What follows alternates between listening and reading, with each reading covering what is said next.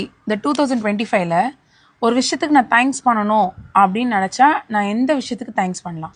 ஒரு வார்த்தைக்காமா நன்றி சொல்வ? அவர் செய்த நன்மைகளுக்கு 1000 நன்றிகளை சொல்லலாம். ஒரு நாளைக்கு 1000 நன்றிகள் சொன்னாலும் போதாது. ஏனென்றால் அவர் எண்ணிலடங்கா நன்மைகளை செய்திருக்கிறார். நீ கேட்டதை மட்டுமல்ல, நீங்கள் கேட்காத நன்மைகளையும் திரளாய் செய்கிறார். யாராவது கேட்டதுண்டா நான் தூங்க வேண்டும், காலையில் எழுந்திருக்க வேண்டும் என்று? யாராவது கேட்டதுண்டா நான் சாப்பிடுவது ஜீரணமாக வேண்டும் என்று? நீங்கள் இப்படி கேளாத திரளான நன்மைகளை இறைவன் உங்களுக்கு செய்திருக்கிறார். எல்லாவற்றுக்கும் மேலாக நீ ஒரு விஷயத்துக்கு நன்றி சொல்லணும் அப்படின்னா, உனக்கு ஜீவனை தந்திருக்கிறாரே.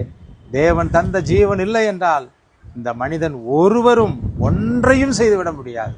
ஆதலால் உனக்கு ஜீவனை தந்த அந்த தேவனுக்கு நீங்கள் எப்பொழுதும் நன்றி உள்ளவர்களாயிருங்கள். என் அன்பு சொந்தங்களே, அவர் உங்களுக்கு ஜீவனை தந்திருக்கிறார். அந்த ஜீவனுள்ள தேவன் மேலே நம்பிக்கையாயிருங்கள். ஒரு குறைவில்லாமல் நிறைவாய் வாழ்வீர்கள். God bless you.